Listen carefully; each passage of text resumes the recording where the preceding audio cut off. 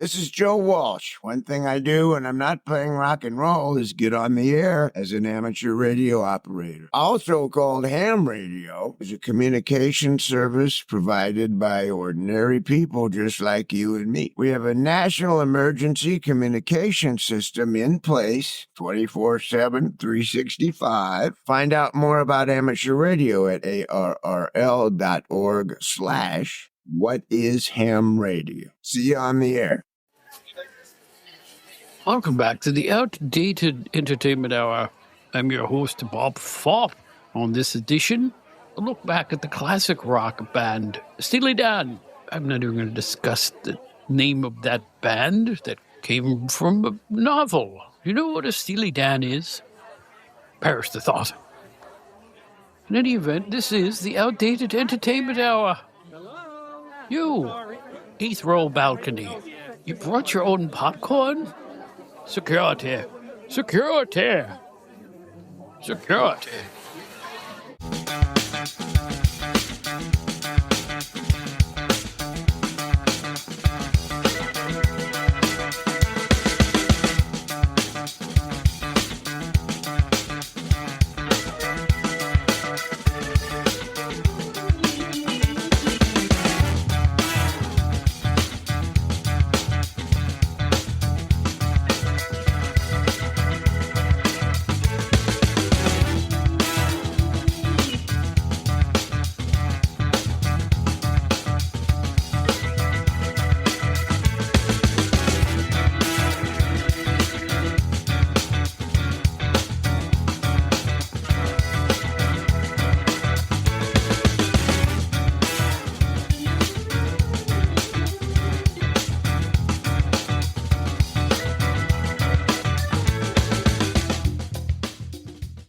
Podcasting, Bob Smith's final frontier. To boldly go where no podcaster has ever gone before, especially when everything you touch turns to dog manure. Hi, everybody. My name is Bob Smith. You know me from my two podcasts, including this one, The Outdated Entertainment Hour, and I have spent 2 days fumbling with electronics. It hasn't been a whole lot of fun, but I think we have it down now. And I'm lucky because we have our wonderful guest, Steve Gennarelli, who's back. He's going to talk about his favorite musicians of all time. Steve, let's go. Thank you for the invite, Bob. Yes, I am here to talk about Steely Dan, as many other famous people that like them, including Jerry Seinfeld, David Crosby, Judd Apatow, Stephen Colbert. So a lot of people like Steely Dan. Really? No, listen, this household, the better half, loves Steely Dan, and we've seen them about 7 times together, and had the opportunity to meet Donald Fagen through a very odd setup that we had, but we were able to talk to him and say hi to him and see him backstage at concerts and whatnot. So we have crossed paths. Steely Dan always had a very unique sound from the minute they started. They evolved greatly, and we'll get into all that, right? Yeah, we'll definitely talk about the highs and the lows. And, I wanted to share with you, how did I go from not even knowing Steely Dan to being a devotee, super fan, if you want to call it that. Back in my high school days, I wasn't really an avid record buyer or, in that era, 8-track buyer or cassette purchaser. Yeah, the Moody Blues. I had Phil Collins and Genesis and different groups I enjoyed, but I wasn't like a avid concert goer. I didn't have a ton of tapes or records or whatever. So one day I was listening to some music on the radio, and there's one particular track really sucked me in. And I just heard this song, and I know I had heard it before in the past, but I never really could figure out, well, who is this artist? What is it? It was a really long song. I remember that part. So back in that day, and this must have been like in the early 80s, I called my local radio station and I said, well, what was that song that just played? Deacon Blues by Steely Dan, which came off of probably their most celebrated album, Asia, that came out in 1977. So I was in college at the time and loved music, but I was, always having a difficult time finding it. I went to the record store and started buying these cassettes, and I would play them as I'm writing essays for college and typing away at the typewriter and, get ready for tests. Just really fell in love with the music. I was curious about how you discovered them, Bob. How did it work out for you? Well, basically the radio, like everybody else. I had heard Reelin' in the Years, and that was a huge hit record. Everybody liked, all the rockers liked that song. They love the guitar playing, that cool solo, that Gaelic sounding, guitar on that solo. Believe it or not, that wasn't the first record I bought of theirs, though. I liked it, but I never bought that album until later. I think the first was Fresno Logic. I think that was the first Steely Dan album I ever bought, and then I worked backwards. Right. You ever do that? You find an artist that you like, and you pick up an album, and you go, "Boy, that was great. I want to hear more." And you went back in time. I did that with a lot of bands. I didn't buy a Poco album until their seventh album, and then I worked back. Right. I was just strange that way. I would hear something on this wonderful FM station we had called WRPI in the Albany, New York area that played deep cuts, album tracks.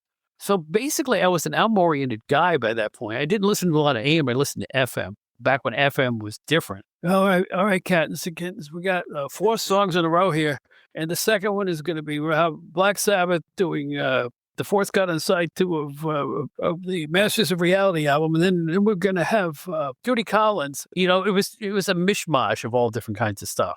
Right. And that's what I liked about it, because you didn't hear the hits. You heard everything else. I'm weird, too. When I go to concerts, I like to hear new material. I'm the only person on the planet that does that. Everybody else loves to hear the old hits they grew up with. I want to hear new stuff. And Steely Dan was just oddball enough to attract me. Those lyrics were obtuse. They have a reputation for that. Yeah. So when I started to listen to their music, I realized that, I heard a lot of those songs on the radio for years and years, like, Ricky, Don't Lose That Number and Reeling in the Years and Do It Again. Really, really loved it here, and this is again in the 80s. But I figure, for this special podcast, we want to take a look back, like how did the band form? What were their peaks? What were their valleys? So I wanted to discuss this with you.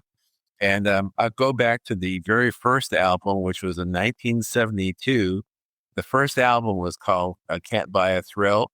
And I guess I should probably say that the members of the band are Donald Fagen and Walter Becker. They're the founders of the band. They had met at Bard College in the New York area in the late 60s. And they were both into music, they were both into jazz music and playing in a college band. And no, Chevy Chase did not start out with Steely Dan. He was one of their college friends who played drums in their band as they were just kind of having fun with music, learning about it. And then they got to be good enough where they got to be actually writing songs in a publishing house. And then they were doing some backup work for an established band, which was Jay and the Americans, which is a big 60s act. And a lot of the guys that ended up in the Steely Dan band were also working with Jay and the Americans. And Gary Katz, who produced all the Steely Dan albums, he knew these other players who would end up being in the Steely Dan band. Skunk Baxter, Denny Diaz, and Jim Hodder,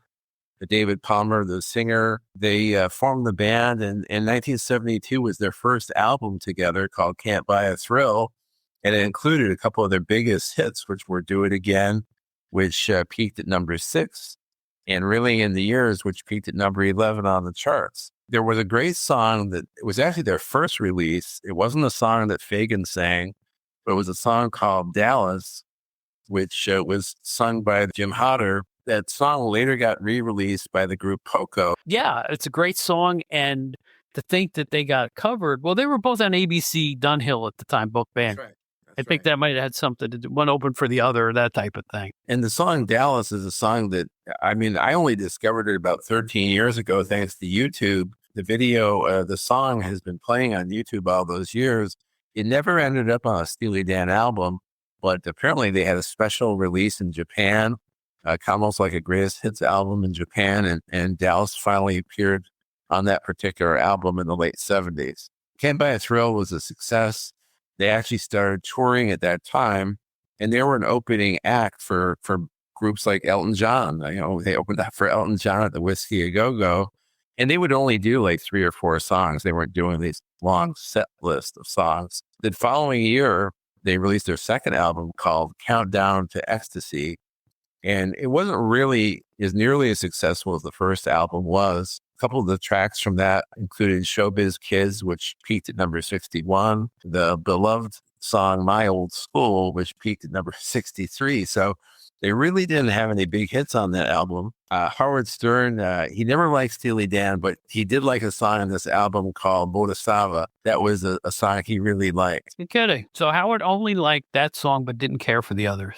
He hated Steely Dan otherwise. He hated them. Yeah. Hard to fathom. It doesn't make a lot of sense. So in 1974, they released their third album called Pretzel Logic. Probably their biggest hit they ever had was Ricky Guntley's That Number, which actually peaked at number 4 in the ratings. Pretzel Logic, the title track, got to number 57, but they had some other cool tunes on that album like Night by Night and Any Major Dude. The drummer in the band, Jim Hodder, was replaced by a couple of drummers, Jim Gordon and also Jeff Porcaro, who later became well known from being in the group Toto. And he was a really young guy. I don't even think he was 20 years old at this time. 1974, the year that this album came out, was also the year they decided to stop touring. And for that reason, soon the other original members of the band, like Denny Diaz and Skunk Baxter, left the band because they wanted to tour and Becker and Fagen didn't want to. And that's when they really turned up the act, went into the studio and kind of raised their game. In 1975, they released an album called Katie Lied. And that album had the hit Black Friday, which hit number 37 in the Billboard charts. Now, the following year, 1976, they released a popular album called Royal Scam. The number one song that came out of that from radio play was Haitian Divorce, but a song that became probably one of their most popular songs in the live shows was Kid Charlemagne. I think it's important to stress at this point in history, in rock and roll history, it was an odd time in that a band could be super successful without having AM hits. There was the FM band, which played entirely different stuff than AM did. Steely Dan was all over FM radio, all over FM radio. They constantly got played, deep cuts, the singles, everything. And I think it's important to note that their album sales were always very strong, even though, let's say the top single they had was hit 20 or something like that. It didn't really matter. They were still massive album sellers in that time period. And so they went back in the studio again. And at this point, because it was simply Becker and Fagen writing the songs and collaborating, they kind of changed the idea of a band and that they would go out and just hire the best studio musicians, guys to work with them. And so you had like Larry Carlton, a great jazz guitarist, come in. And he just had a number of great players come in with them, just the best of the best. This ended up creating their premiere album or top album, Asia, in 1977. To hype that album, they actually signed up with Irving Azoff, who was the Eagles manager, a really well-known publicist and manager. And he really hyped them up, and they kept that relationship with Irving Azoff active right up until recent days. I mean, he's probably still their manager now. Asia came out in 77, and they had some huge hits. They had Deacon Blues, which peaked at number 19. They had Peg at number 11. They had Josie at number 26. And it became their number one selling album of all time with all the work that they were doing in the studio. So off the heels of that huge hit, their biggest hit of all time, they tried to top it with the 1980 release of Gaucho, which was, again, they're really trying to create the most wonderful album of all time. And I think they practically killed themselves in doing it. They didn't have the hits that they had on Asia, songs like Hey 19, which reached number 10. They had Time Out of Mind, which reached number 22. They had a great song on that album that never made the album, a song called The Second Arrangement. They had recorded it one day, and then there was a snafu where the engineer actually erased all but about 12 seconds of the tape. But somehow, miraculously, in recent years, with all the machines and updates and AI, they've been able to remaster the song, and the song came out last year. You can actually listen to it on YouTube. It's really a neat Steely Dan track. That really kind of ended the band. I mean, I think Fagen and Becker, both of them, you could have said they may have almost had like nervous breakdowns because they worked so hard to create this masterpiece. And Becker had some health issues. He kind of checked out, and they basically decided to end the band at that point. Fagen went on to create a masterpiece called The Night Fly, his first solo album in 1982. And it's a very revered album that sold tons of copies. Becker and Fagen would reunite in the 90s, and they started to tour together in 93, 94. They released a live album, to kind of a lukewarm release in 95 called Alive in America, Steely Dan live album, which really didn't do that well, but they continued to tour. So this is around 96, 97. You know, I'm a huge Steely Dan fan, and It's blowing my mind that they're touring after that huge absence that they had. And I had never seen them in person. So I was buying music magazines and people were selling like kind of like bootleg copies of tapes of like live concerts and things. And I saw that there was a Steely Dan concert in Michigan, which I bought on VHS, and I had it transferred to an audio cassette so I could play it in my car tape deck, let my friends and even enemies borrow that tape because everybody seemed to enjoy listening to Steely Dan. They kept touring more. And in the year 2000, I just moved to Tampa, Florida. They released and their first new album since 1980, 20 years. They released an album called Two Against Nature, which actually won the Grammy that year in 2000, Album of the Year. And it's a neat album. It's not nearly as good as any of the previous albums. And it felt like that the Grammy people were kind of giving them a Lifetime Achievement Award more than for, releasing a great album. But they had a huge tour that year. And then they released another album in 2003 called Everything Must Go, which turned out to be the final album. Now, these new albums didn't really, break any records or hit the charts or anything like that, but they sold well and they were well-respected albums. But their days of like reaching the charts with, relevant music had kind of passed them by. Well, it really wasn't necessary to have hits because at that point, from the time they reunited till like I have a concert review I'm going to read later. That's from 2011. So they just kept on the road quite often, and they were a major draw out in the amphitheaters and the theaters. For instance, 2011, they had a 7-night run. It all sold out at the Beacon Theater in New York City. Yeah, and I'm glad that you mentioned the Beacon Theater too, because that became kind of their home away from home. They're always proud New Yorkers, even though they toured all over the U.S. and North America and other places too. They did a really unique set at the Beacon in 2011. They included a rarities night where for the first and only time they performed the second arrangement, that lost song that never really made it to an album. The rarities night became kind of this cult thing that real diehards of Steely Dan like myself, we really go back to that often because you hear them do a lot of the songs that they never would do on tour. I mean, most of the songs that they would put in kind of a rotation, but that was a really special night to do these kind of like lost songs. The band continued and they continued to tour. Unfortunately, in 2016, Walter Becker, the half of the founding members of the band, he passed away, unfortunately. I actually got to see them on tour that year in Tampa in 2016, earlier in the year. And Steve Winwood opened for Steely Dan, and that was a magnificent show. I really enjoyed that. After the death of Becker, the band came back together and they continued touring. They actually did a lot of tours, these mega shows where they performed with the Eagles and the Doobie Brothers. And then they opened up for the Eagles on some of their most recent shows that they did. And I got to see Steely Dan one final time in 2022 here in St. Petersburg at the Mahaffey Theater. It was the most intimate setting. I think it's like a 2,000 seat building, but you had the feeling that you were in the studio with, Donald Fagen and his all-star band, listening to him play like their greatest hits, which included Ricky Don't Lose That Number and Any Major Dude, which were two songs I had never heard them do before. And I really enjoyed it on that special evening. Well, here's the thing. I mean, long after the 70s, where they made most of their hit albums, they became a really constant yearly concert draw for many, many years. From the 90s into the 2000s, deep into the 2000s.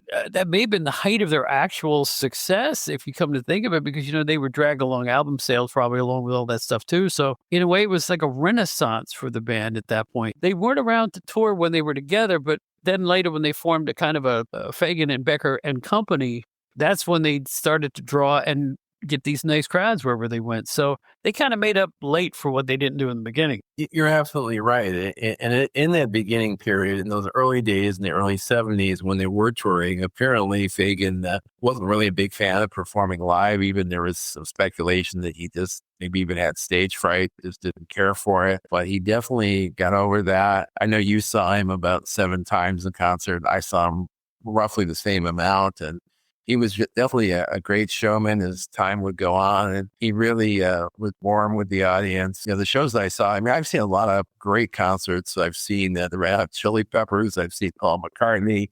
I've seen so many great acts. But those times seeing Steely Dan, for me, were probably my favorite concerts just because the music spoke to me. And I really hope their music lives on forever because to me it's so upbeat and uplifting. And the one song that they did live above any other song called Black Cow, I mean, the way they perform it live, it just elevated the song. It just sounded so much better than the studio version, which for them is kind of like a heresy to say that. That's how good they did it live. Well, I think it's time for me to jump in here. Please. And I'm going to talk about, as you know, I was a musician and a journalist. So that means you enjoy nothing. And I'll explain why. When you're a journalist and a writer, and if you see somebody's mailbox and it says the Smiths and there's an apostrophe in it, you have a fit. So little things like that will irk you because you've been taught how to write and stuff like that. It's the same way as a musician. There are times when I would, this is a great story. I'm on the side of the stage at Jones Beach Amphitheater on a kind of a dank night in August, the BB King Blues Festival years ago. My wife and I are sitting on the side of the stage because we were friendly with them, right? I'm watching the show and I turn to my wife and I go, he's out of tune. This salt water, it's so humid. He's not keeping his guitar in tune. And she goes, sounds fine to me. I said, no, he's struggling a little bit. I can tell he keeps fiddling. So we, as we always did, we say, BB, great show tonight. We really liked it. And he goes, yeah, but I was having problems with my guitar.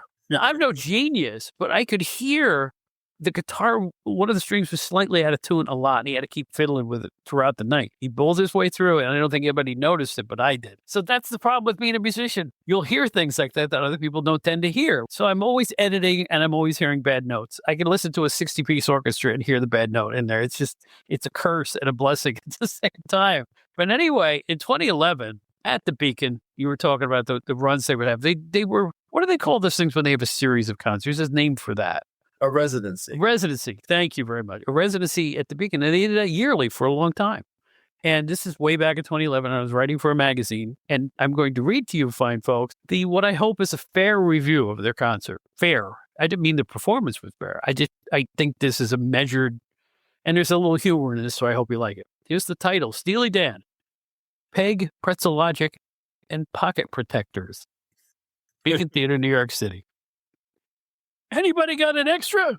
Begged the 60-ish gray, slovenly dressed single man looking for a ticket outside the beautifully revamped Beacon Theater before the first sold-out shows of Steely Dan's residency here on September 13th. The desperate conjure wasn't unusual in and of itself, but even a cursory headcount revealed at least a half dozen dateless older men doing the exact same thing. See how your gold teeth roll, indeed.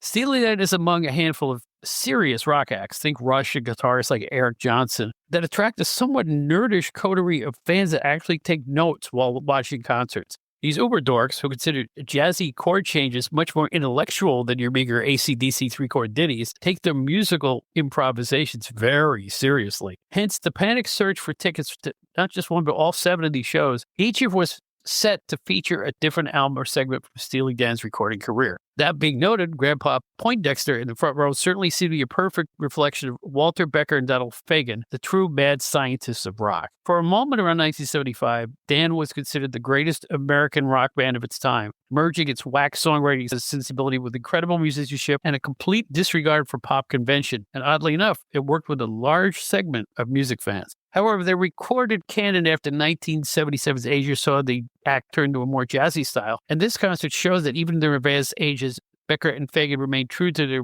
self-named status as, quote, jazz rock ambassadors to the galaxy. These days, SD features its brassy and perfect miles-high big band featuring a deft 4-man horn section, as well as 3 outstanding backup vocalists, Caroline Lionheart, Catherine Russell, and Cindy Mazzella, who all get a lot of spotlight time. However, on this night, a look back at the band's first 3 albums, the jazz inflections put a too soft edge in the band's early rock material, bringing Black Friday and Bodhisattva into light jazz land, a huge disappointment. To its credit, this current version of Steely Dan doesn't play old songs just like the records, instead challenging fans to listen more intently. That's all well and good, but if your rock songs don't actually rock, why play them at all? But after a sluggish start, the band, especially guitarist John Harrington, bassist Freddie Washington, and drummer Keith Carlock, eventually kicked things into gear, especially in the late show, what the crowd came to hear offerings of My Old School and Railing in the Years.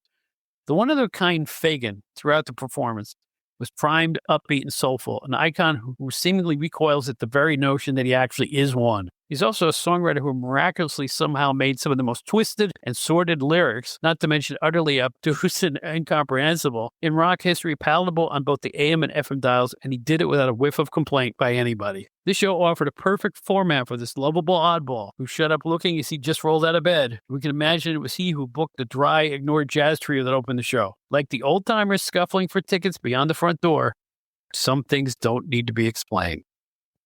Written by Bob Smith, 2011. You really rubbed that perfectly. I mean, you really captured the essence of the Steely Dan show, so kudos to you for that.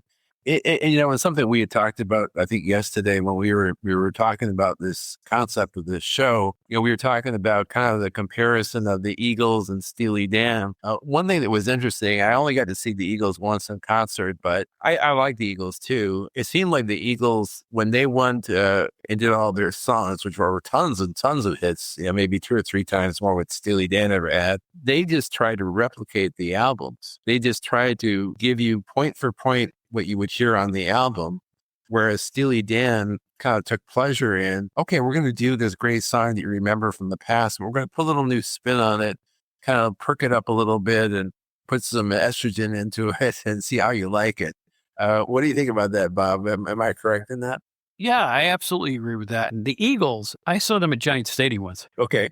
Opening act was an unknown Sheryl Crow at that time, but she was the opener. And here's the deal. Concert starts, and they play every one of their hits exactly like the records. Exactly. Solo, guitar solos, note for note. Linked, note for note. No jamming, no improvisation, nothing that wasn't, the hits. And they were played in what I'd call a stock fashion. They never deviated from. There was very little audience participation other than one wacky song by Joe Walsh he played for Life's Been Good, and he kind of acted a little wacky in that. Other than that, it was the dullest concert I have ever seen by far. The biggest disappointing concert I've ever seen. And we had tremendous seats. I don't know how we ended up 8th row, but we were 8th row at Giant Stadium. And all I can say is that's fine for most people.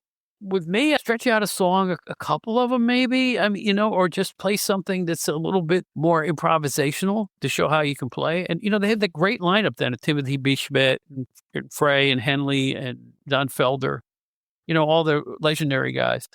But I just found it to be dull as dishwater. The time I only saw him one time here in Tampa, Joe Walsh on Rocky Mountain Way, again, not an Eagles song. He really tore it up, and he was really a standout. He was the one that brought some flavor and brought a new energy. Yet the other Eagles members were just so desperate to just recreate the album sound. And I know with Steely Dan, with really in the years, that was one that was kind of interesting in that when they were doing those early tours in the 90s, when they released the Alive in America album, which really didn't do that well, they did kind of an up-tempo version of Really in the Years, which I kind of appreciated. It was a little bit different. But in recent years, when they were touring, like say in the 2010s or the early 2020s, they kind of went back to a more authentic Really in the Years, and the audience really popped for it. I mean, they really seemed to like the original version better. No, I know what you mean about it. It's very interesting the way you talk about the Eagles. Well, I will say this about Steely Dan Live, too. An inordinate amount of the vocals are done by the backup singers because their records were mainly backup vocals when you really think about it. Each chorus in a lot of Steely Dan songs were backup singers, usually female singers. And you never even think of it in your mind's eye until you watch them live on stage and go, oh, yeah, that's really how the song went. You're right on that. The way he's Donald Fagen set these tours up, he'd have a certain song every time that would kind of be a feature that the girls would just do on their own, like Dirty Work, which originally was not sung by Becker or Fagen. Probably on the single, he had the girls sing that, and they really did a great job with it.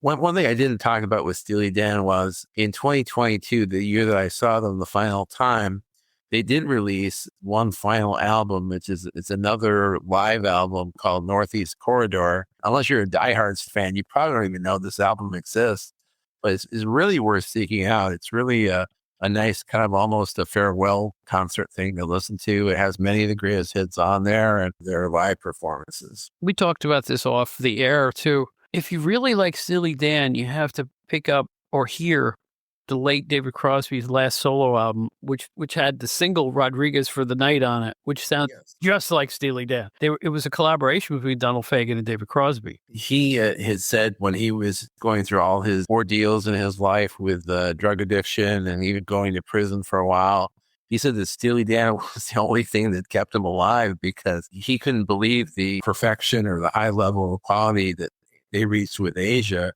And just playing that album time and time again, it helped him realize there isn't a reason to keep living. And he actually got on stage with Steely Dan maybe 2 or 3 years before he passed away.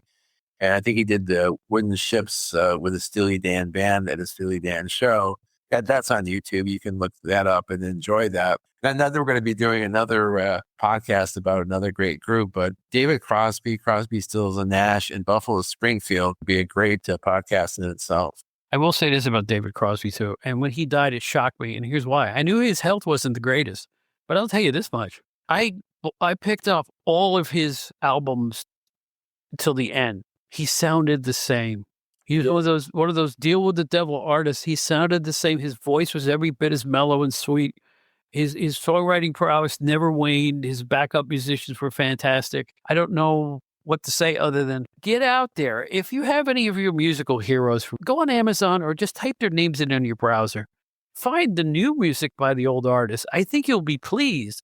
There's a lot of great old bands that are still out there kicking, and solo artists too, like Judy Collins and people like that. They're still recording, they're still active, and they still make very good music. The trouble is the radio won't play because they're old. They got gray hair. Nobody plays gray hair people's music. So my suggestion, anybody who's pining for the old days or pining for Steely Dan, go on your browser and find out the amazing amount of good albums you never heard by some of your favorite artists. I will just add to that. You got to go to your record store, find a record store, buy the product so that the artists, get their residuals, get their payments for it. I mean, we're all guilty of listening to Pandora or listening to the music how we want to listen to it as easy as possible. I mean, I have a nice large TV that I put Pandora on. I can listen to the music, but because I'm still into CDs, my beautiful wife was fortunate, did this for me. She got me this beautiful Bose CD player, but I can play the CDs. I can buy more CDs. And when you're hearing it on that clarity, when you're hearing a pressed CD with the clarity of it being produced in a studio somewhere, I mean, even that far surpasses the sound you're going to hear on your big, 62-inch TV set. It's going to be much, much better listening to the actual pressed CD or pressed album if you prefer. That's absolutely right. And there's another thing you got to know. It's never been harder. And I was talking to the mixtapes guys on both of my recent podcasts, and I'll tell you what, it's never been harder for a musician to make money, even the rich ones. Somebody figured out that if you had 1 million plays of your one song on Spotify, you made $7,000. Does that sound right? It doesn't sound right to me. So it takes oodles of streams to make any money through internet listens. I have some local artists I'm friends with, and I'm still tight from back musical days.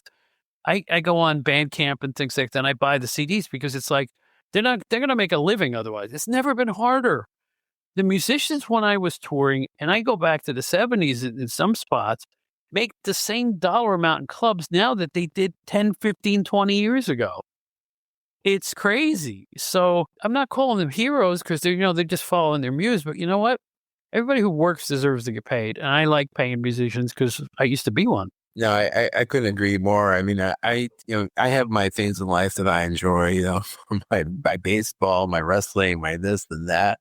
But the music is one of those core things. And to think that I would be robbing a performer that's creating this artistry, to think I would be robbing them of their money is something, that's one thing I could never live with myself. So that's why you see me at the record stores, buying them, even buying them off of Amazon or however I can buy them. I look for them and I try to get them. It's harder and harder to find CDs in stores these days. I mean, I think there's a very small selection at either Target or at Walmart. But I like supporting my local record stores too, who still sell them.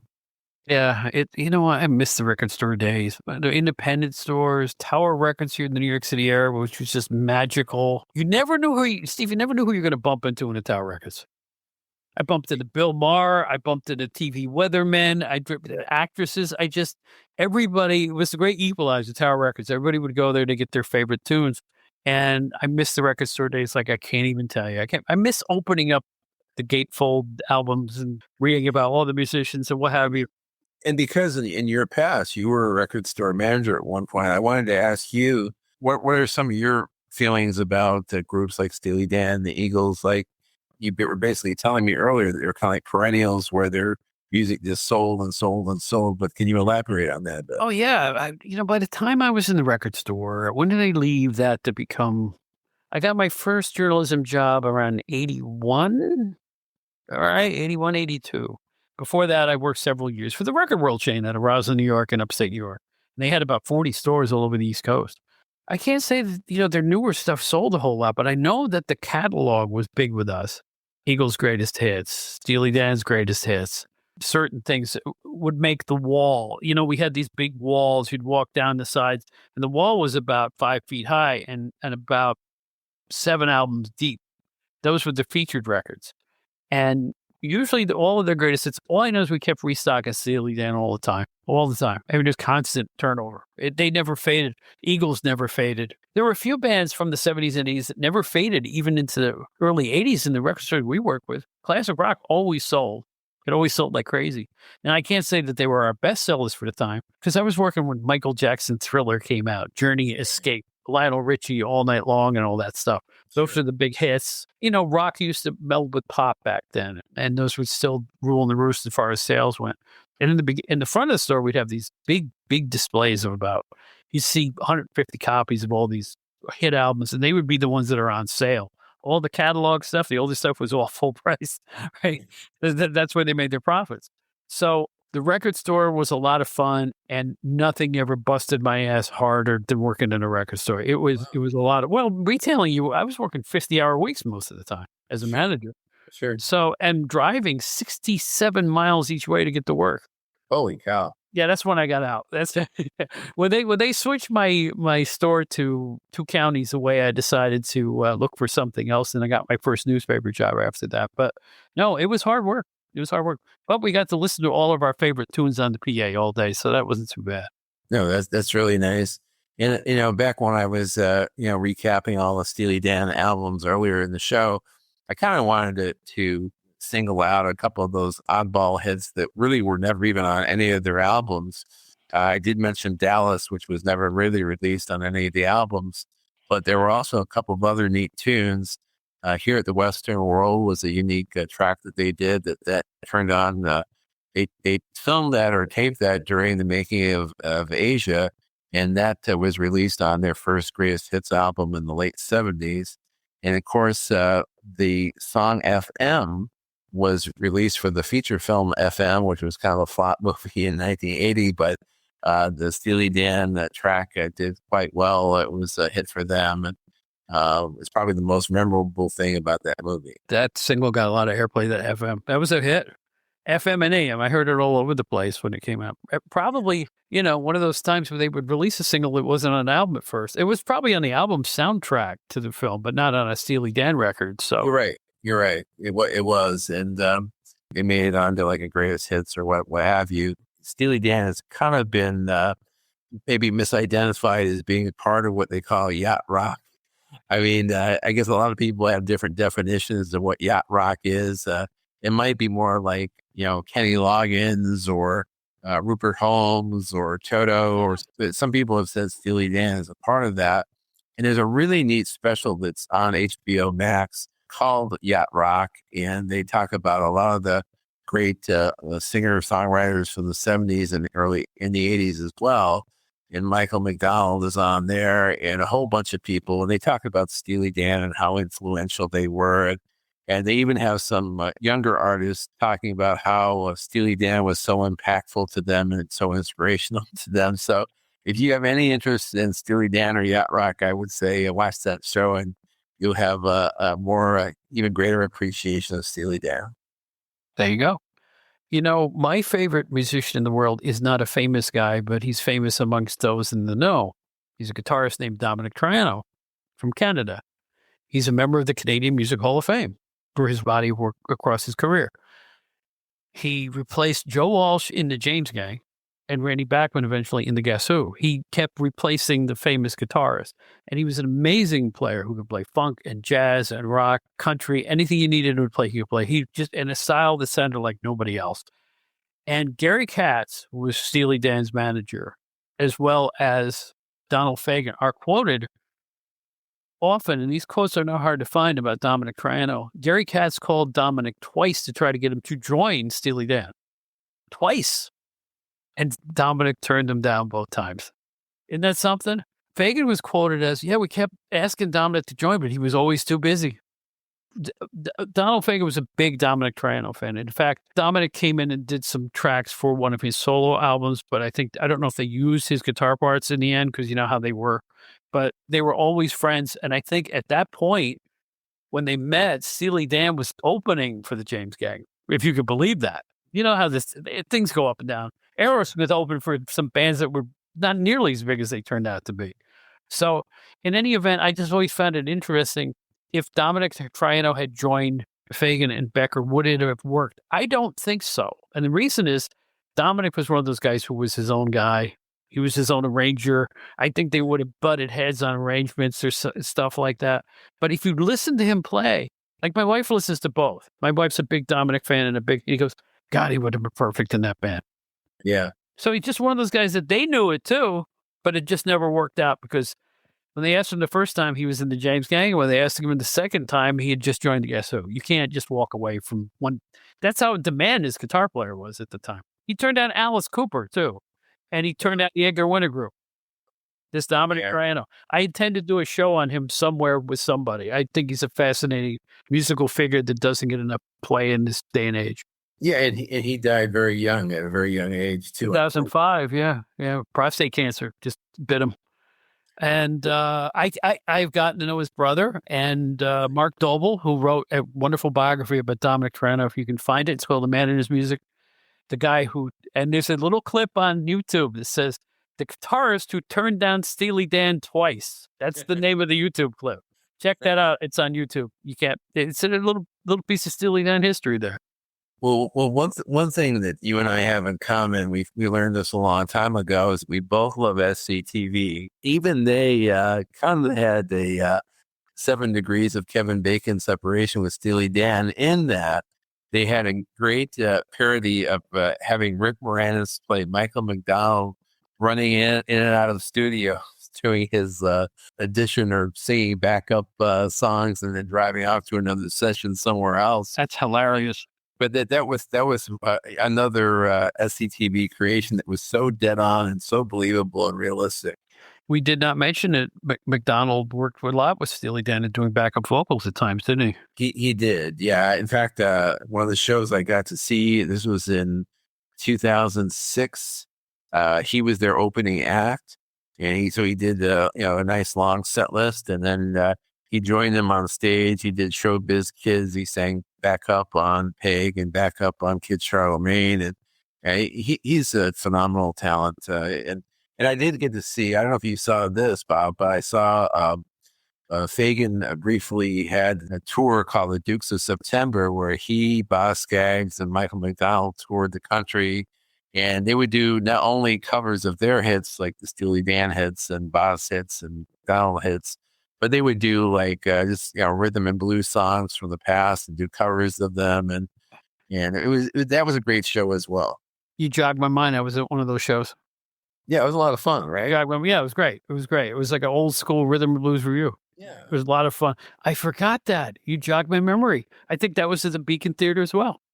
Yeah, that was just a very intimate concert, and I'd never seen Boz before. I know he played on one of those New York rock reviews that Fagen created in the early 90s. And but it was just neat seeing the three of them on stage performing together. It was really magnificent. I like it when they put a bunch of musicians in a basket and they let them all on stage. I love that. It's another reason I loved the legendary years. It's not that way anymore, but Ringo Starr used to tour every year with a different all-star band, and you never know who you're going to see from year to year. And if you made a list of all the people who played in the Ringo Starr, your socks would fall off. It's amazing.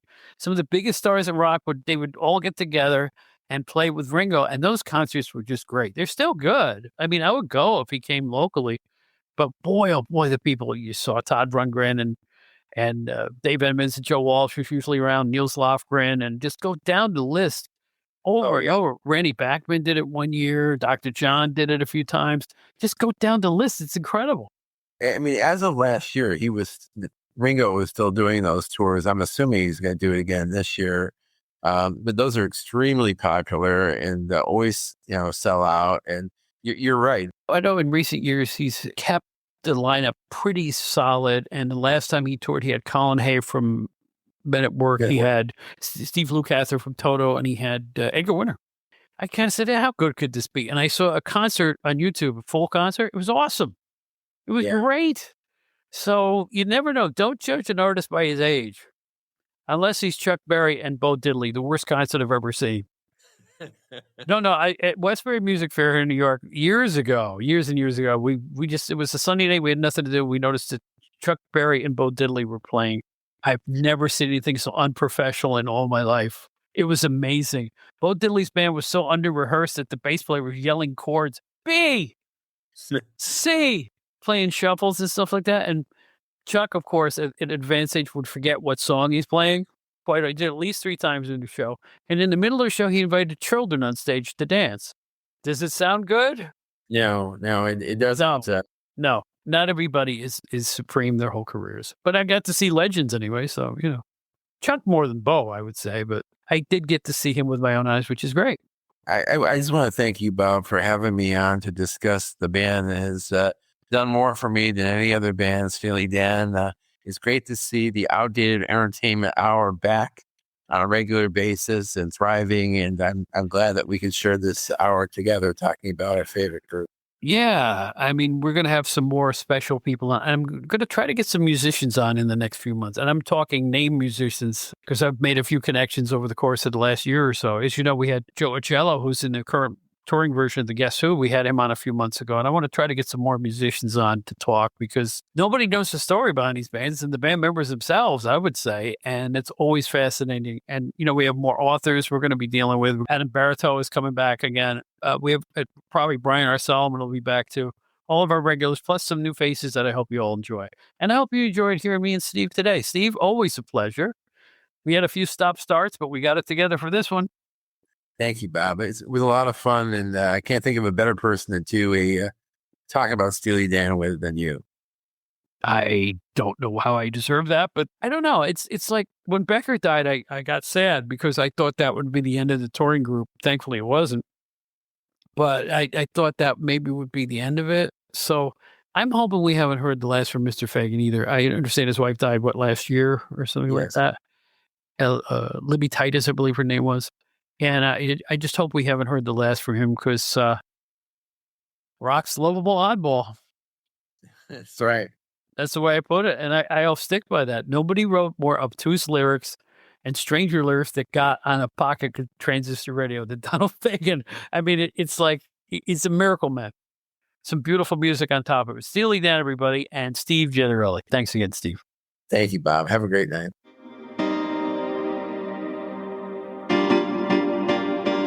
Attention, Gen Xers. If you'd like to explore the era that appeals to you, look no further than GenerationXWire.com.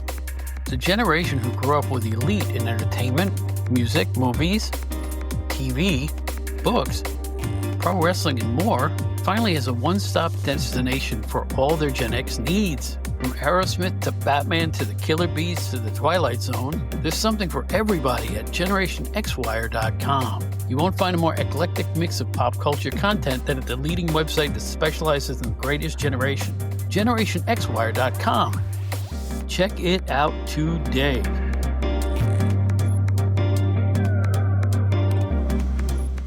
Well, there's another one of the books. We want to thank our old pal, Steve Gennarelli, for tagging along on this one and opening his heart and his mind about his history with Steely Dan. Write to us, outdatedent@gmail.com. It's outdatedentertainment.buzzsprout.com. All of our old episodes are there. It's a lot of fun to listen to there. So check out some of the old ones. I think you'll enjoy those as well. Both the Outdated Entertainment Hour and the Outdated Wrestling Hour are productions of Bob Smith Podcasts. That's it for this show. You can find us on every podcast app. Please subscribe if you will, or like whatever your app wants you to do. Please give us a thumbs up anywhere you can. Tell your friends about the Outdated Entertainment Hour. My name's Bob Smith. Glad you were here. And in the words of Ringo Starr, peace and love, brothers and sisters. Peace and love.